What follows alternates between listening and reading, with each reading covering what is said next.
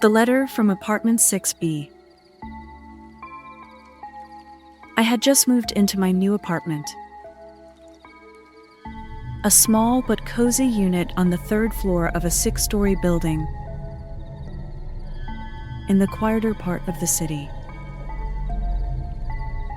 I wasn't expecting anything extraordinary, just peace. I was recovering from a bad breakup and a worse job. So when I found the place dirt cheap and available immediately, I signed the lease the same day. But on my third night there, something odd happened. As I was locking my door for the night, I saw a small envelope wedged under my doormat. It was neatly folded, cream-colored, with no name. Inside was a short handwritten note. If you hear music playing after midnight, don't look out the peephole. And whatever you do not open the door. And 6B, single quote.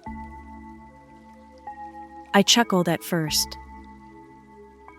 Someone trying to be funny. Maybe an eccentric neighbor?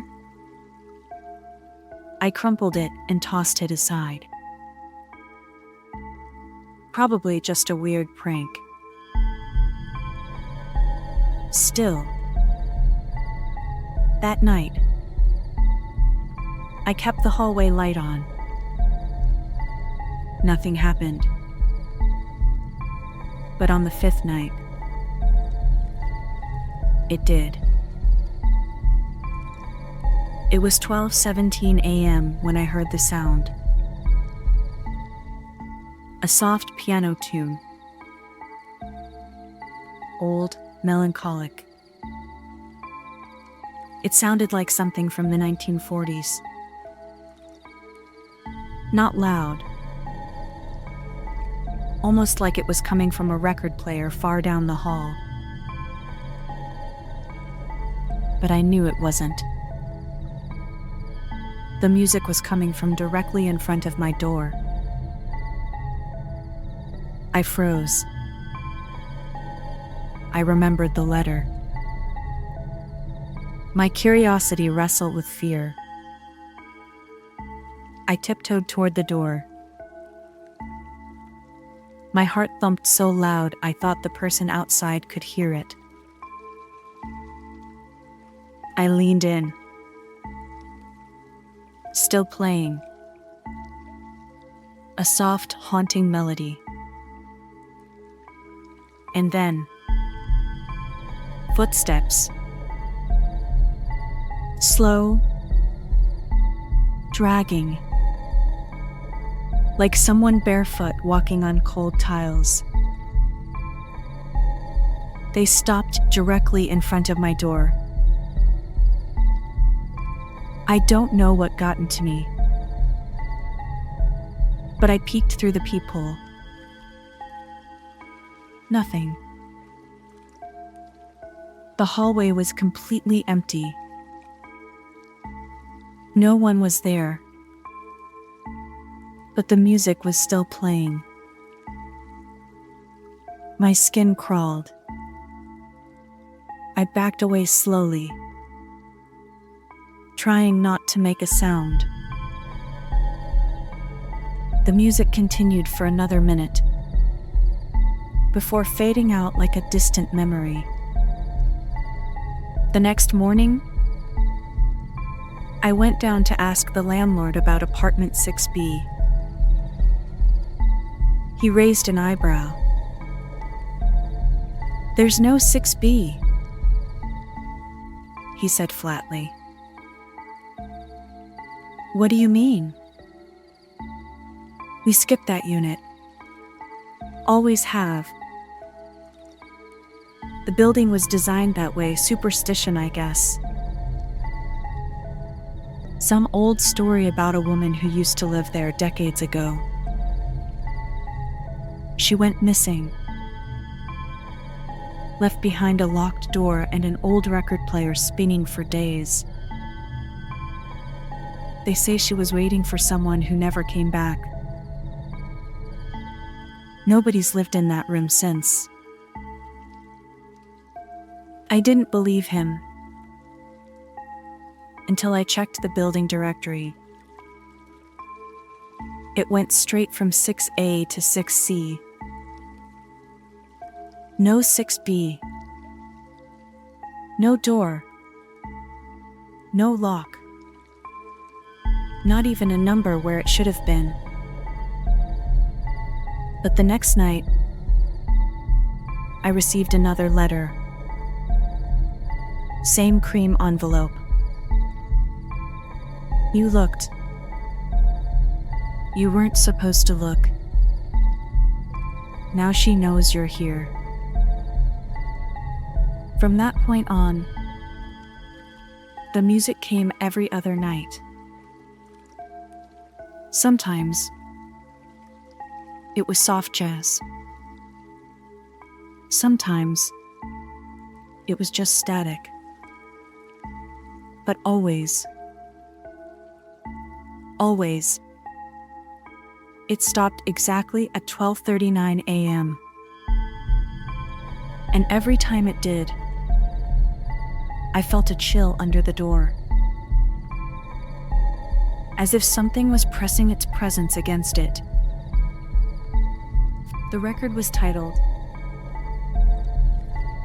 Songs for Waiting Souls by Eleanor B. I tried to get rid of it, tossed it in the trash outside. The next morning, it was back on the table. Clean, unscratched. Every time I tried to leave permanently, something would happen. Lost job offers, sudden bills, car breakdowns. Like I was being held there. I became a ghost in my own life. People stopped texting back. Friends drifted away. I stopped trying. Until one day, there was a knock at my door. 12:39 a.m. One single knock. I didn't move. And then a woman's voice whispered through the crack in the door. He never came back. But you're still here. That was 3 years ago. I still live in apartment 3C. I don't get letters anymore. It's been 3 years since I received that first letter, and almost just as long since I heard the music. Almost. For a while, things felt normal again. I rebuilt my life, piece by piece. I got a remote job, barely left the apartment, and I didn't talk about the letters, the record, or the woman's voice. Some things are easier to survive if you pretend they never happened. But last week, something changed. It began with a power outage. The entire building went dark for about 2 hours. I sat on the couch, lit a candle, and waited it out. Around midnight, I heard it. The familiar hum of a record spinning. But this time, no music played. Just that static crackle. And then the knock. 3 slow knocks on my door. I didn't move. I didn't breathe. I thought I was dreaming.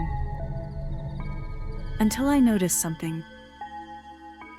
The hallway light, which should have been out during the blackout, was on. I walked up to my door and peeked through the peephole.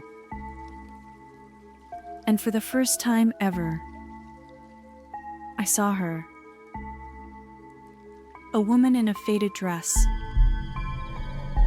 Pale. Still. Her back was facing me. Head slightly tilted,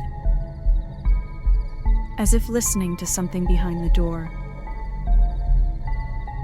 She didn't knock again. Instead, she bent down slowly and slid a letter under my door. Cream-colored envelope. Shaking, I picked it up. She waits behind the door you cannot see. But tonight, it will open. I dropped the letter and backed away, heart racing. My phone had no signal. The candle flickered and died.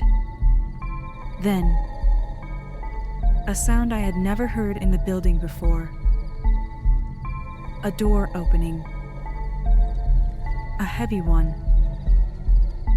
From upstairs. I rushed to the window, looked out, and what I saw shouldn't have been possible. The building across the street, one I could see clearly every night, was gone. Completely gone. Just darkness. As if the world outside had been erased.